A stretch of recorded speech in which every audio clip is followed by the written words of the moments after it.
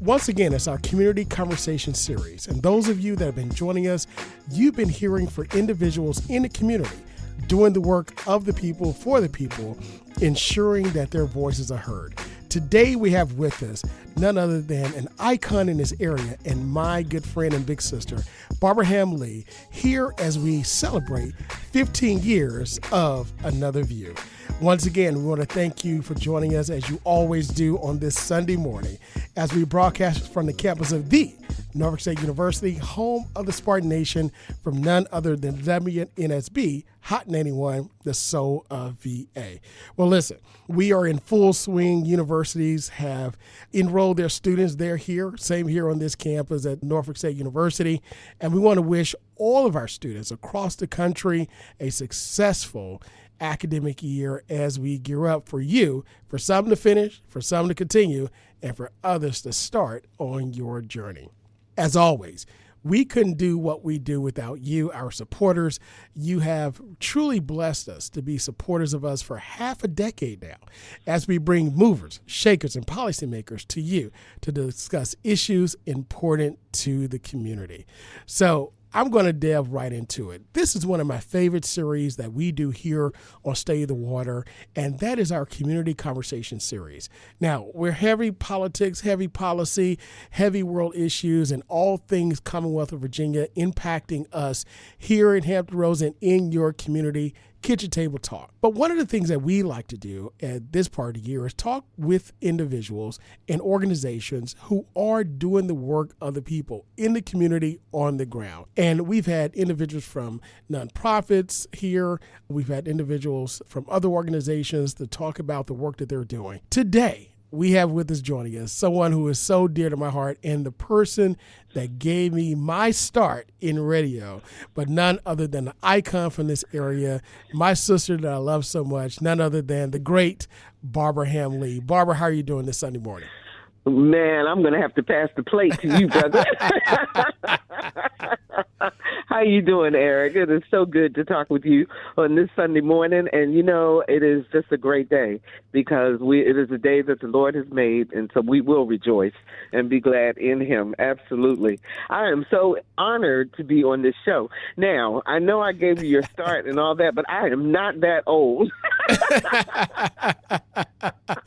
Look, that's what I said. That's what I say. That's what I say. You're my big sister. You know what I'm saying? So. Yeah, that's right. That's right. I'm the big sister. That's right.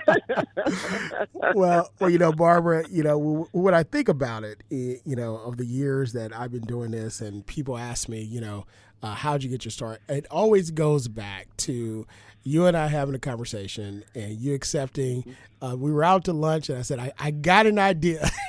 Yep, you did. You did. You did. And that's the one thing, you know, that I really want young people in particular to understand, because that's how connections are made. You know, when you meet people and you recognize that you can see the good in them, you can see that they've got really positive ideas and so forth. You can't be afraid to pitch your idea, to say, you know what? This is what I'm thinking, because you never know where there is an opportunity. So you and I went out to lunch. You said, I've got this idea for a show. It made perfect sense and dovetailed with what we were doing on Another View. And the Claville Report was born. So it was great. And it continues to be great because audience, Eric, actually, his segment, the Claville Report, is one of the most popular segments that we do on Another View, where my listeners always write in and they say, you know, Dr. Claville, Eric Claville knows his stuff. He breaks it down so that it is understandable. He makes it relatable to my life today. And so that's the key, because we've got to stay engaged. Especially in these times when if we're not aware of what's happening to us as a community, as a society, you know, as a country, all of us have to play a role in trying to make this better. And so we've got to pay attention to what's going on. Absolutely. Absolutely. And, you know, it seems like every time we talk, it's hard to believe that we've known each other for over a decade now. And been working together pretty much for a decade. It just seems like yesterday. I mean, every time we get together, there's always smiles, always hugs, and always just good family. I mean, you're fam. So. You know, Well, I hope that my audience thinks that too. It's so interesting because Another View is celebrating 15 years this year that we have been on the radio. Now, we're actually 17 years in because Another View was on TV for 2 years before we transitioned to radio. So we started in February of 2009 as a 30-minute television show on WHRO TV 15. And it was on at 9 o'clock on Friday night. And when we were planning it, I was like, there is nobody who's going to be watching this show at 9 o'clock on Friday night, particularly the Black community. And it was amazing to me how people just glammed onto it. They embraced it. And we always made sure that we followed the mission that our founders gave us. And I'll tell you about how we got started. So we started with bringing in the community to help develop the show. Bert Schmidt, who's the president and CEO of WHRO Public Media, came to me and he said, we've got an audience of 47% African-American in the Hampton Roads area. And on TV at that time, we did not have any local programming that specifically addressed the community. So he said, so go create a show. And that was right up my alley. But it wasn't up to me to do it alone. I needed to hear from the community as to what was important to them. So we sent out 100 invitations to people from the Eastern Shore to the western part of Franklin and Emporia, all the way through Hampton Roads up to Williamsburg. We covered the whole area, and we have representation from that entire area. We sent out 100 invitations. We got 60 back. So 60 people showed up at the station for a 2-hour lunch. And we explained to them what we were trying to do. And we said, okay, what kind of TV show do you want to see? And they came up with everything from The Amazing Race to cooking shows to talk shows, everything. And we said, okay, here's some reality. Here's how much the budget is. And they said to us, okay, you can make it a talk show. You can talk about issues, but make us a promise that you will always talk about something positive that's happening in the Black community. And that was a song to my heart and our show producer, Lisa Godley. Both of us come from commercial TV news, and frankly, we were tired of seeing Black men in handcuffs. We knew that there was a lot more to the Black community than what was being shown and portrayed, and we really wanted to show the greater community another view of the African American community, and the African American community another view of itself, because we all know that we've got good things happening. We contribute to this nation, we contribute to this community, we are part of it, we embrace it, and people who don't have that perspective, we wanted to make sure that they could get that perspective. So every Friday night, 30 minutes, there we were. And then the governor came along and he decided that he was not going to fund Big Bird. At that time, that was the slogan. And, that sounds familiar, right? Where we are right now in terms of public media being funded. But the state pulled back about $1 million out of funding. And so the first cut came for local television productions. So they cut local television production. So at that time, it just so happened that the Monday through Friday talk show, Hearsay with Kathy Lewis, Kathy was interested in going to 4 days a week. So I said, once again, here's an opportunity. Why not put Another View on the radio? Oh, no. It's a whole different audience. The NPR audience is not interested in what's happening with the Black community. It won't work. And I said, well, what do you have to lose? I'm on staff. You've got the staff. It gives us an extra hour where we can really explore topics in depth. And they said, okay, we'll try it. That was 15 years ago. And here we are. 15 and years. We continue to grow. 15 years. 15 years. Absolutely. Yes. And here we are.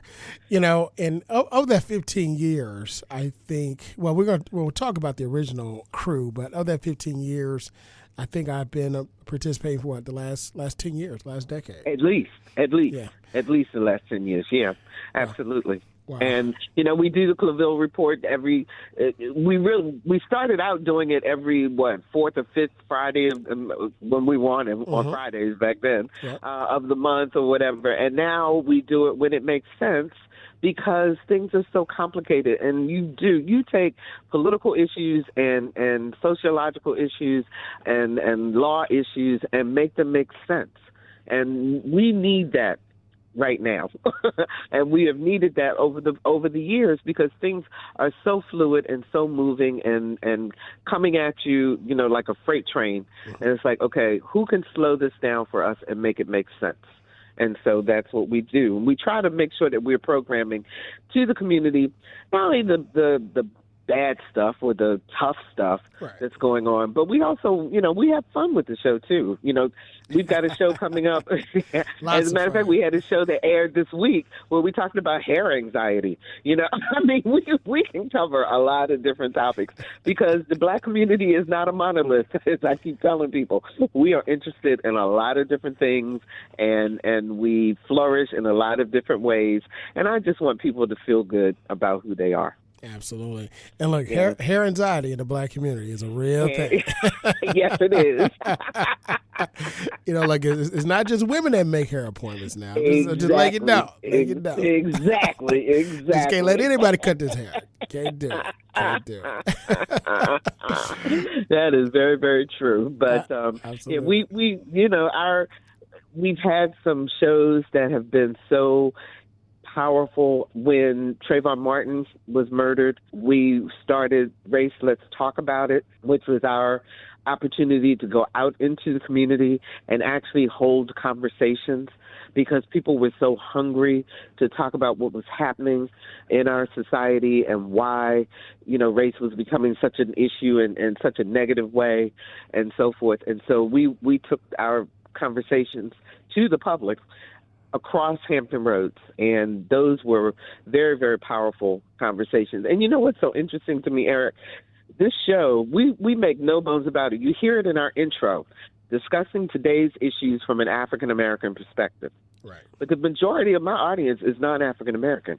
Mm-hmm. They want to know what we're thinking and what we're doing. And, we had to really fight to make sure that the Black community even knows that we're there. I still go to speaking engagements where I MC programs and so forth. And if I'm at a predominantly Black group, it's getting better. But at one point in time, they were like, what? What's 89.5? Wow. What's WHRV FM? What's NPR? So it was an educational thing that we had to put out, also to let people know that we were there. But now it is getting better, which makes me feel good, because I want everybody to listen. Amen. Because we are an equal opportunity show. We want everybody to listen, but I particularly want our Black folks to listen, because I think that you really walk away with some different ways of thinking about life and thinking about what's happening in life. Absolutely. It's Stay the Water. I'm your host, Eric Claville, and you're listening to our Community Conversation series as we discuss 15 years of Another View with Barbara Hamm Lee. Barbara, you said the show total 17 years all in, 2 years on air, 15 years on the radio. And over that 15-year period of time, there have been many, many conversations and impactful conversations that you've had that I'm pretty sure you've gotten a lot of fan email and, from them, I would say, right? But if you could, let's talk about at least a couple of those shows that you could think of that were impactful or memorable. Well, okay, I'll give you one that was impactful, I think, for the entire community. Both of these are impactful to me, but one of the ones that stands out to me most often is the 2-hour show that we expanded to on being a Black man in America. And if you recall, we were talking about, because that was, I believe, right after George Floyd happened. And so we expanded that to 2 hours, and we had men from different generations, and it was an open conversation. It was a raw conversation, and people just loved it, and they just gravitated towards it. And we were able to expand the show. Normally we are from noon until 1 on Thursdays, and we were able to expand it for 2 hours. And that one really stood out to me as a reason why I am blessed to be able to do this show. To bring forth these conversations that normally we don't get the opportunity to hear. And then another thing that was very impactful to me was right after George Floyd happened. I was on air, and I was getting a lot of emails from listeners saying, how can we help? What can we do? Now, these were predominantly white listeners. What can I do? So forth. And I got one particular email, Eric, and I will never forget this because the woman wrote, and she talked about how her family member was racist and what he did, and she went through this whole discussion, and she asked me what should she do. Now, I had already said on air, I asked my listeners, I said, I know that you guys are writing me. I'm asking you to give me some time before I respond because I'm trying to process what happened with George Floyd, right? And so a week went by, and the woman wrote me back, and it was the most awful email I've ever received in my life, honestly. She was livid that I did not respond to her. She said, how dare you not respond to me? And it was white privilege personified, and I really had to, for myself personally, I really had to take a deep breath, and I did not respond to her in a nasty way. I did respond. I answered her question, what should she do? But I was very clinical in my response. And there was no room for error in terms of understanding that I am going to respect the fact that you wrote, and I always respond to my listeners if they take the time to write me an email. But that was it. But that one really got me. That one, and then I was on air once. We were doing a show about helping single mothers, and we were talking about bedding that you could use. There was a new bedding that had come out that you could actually set inside of a dresser drawer, and so that you could protect the baby, but you'd still have a place if you didn't have a crib. Right.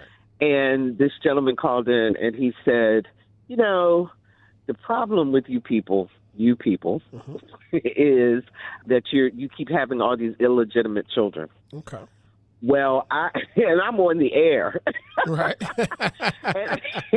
And Dr. Alvia Lyons was on the air with me, and thank goodness she is very astute and can read body language, and she picked it up for me and spoke to the listener because I lost it. I was like, because first of all, I was a single parent. Right. There was absolutely nothing illegitimate about my child, and to hear that over the air from someone who doesn't know anyone's story, was just. That one stuck with me for a long time, because as a talk show host and as a journalist, I'm supposed to be able to keep it together and not, show my emotion. It's not about me. It's about bringing the story to people. But we're human, and sometimes humans just react. Absolutely. Now, Barbara, when you talk about, the show itself and the listenership, we're here. We're on WNSB Hot 91 Solar VA. The majority of our station listenership is African American, and it's urban, and we're located on the campus of HBCU. And we're also a station that trains future broadcast journalists and media professionals, and it's a teaching lab. It's on the university campus. There's a lot of energy. We broadcast games, the whole nine. So there's a freedom and a liberty to be able to express yourself that way. Your station, WHRV, WHRO, is part of the NPR affiliate, National Public Radio, which, of course, we know has been under attack from the previous administration and funding and the like. But it's also one that's owned by all the universities. But the listenership is more in the high 90% of white Americans, non-black, and then also hold a bachelor's degree average, and there's more of a higher income earning that individuals Right. have. Mm-hmm. So with Mm-hmm. that, and this is the only African American centered show, or I would say show centered around African Americans speaking on all issues, but also more about African American issues itself. Tell us about how that dynamic tends to work. When you're contrasting the two stations, and especially trying to communicate and be your authentic self in the midst of in the midst of a different community. So it's interesting because I think that one of the things that helps people to absorb what we talk about is the way that we present the information. Okay. So we have to code switch.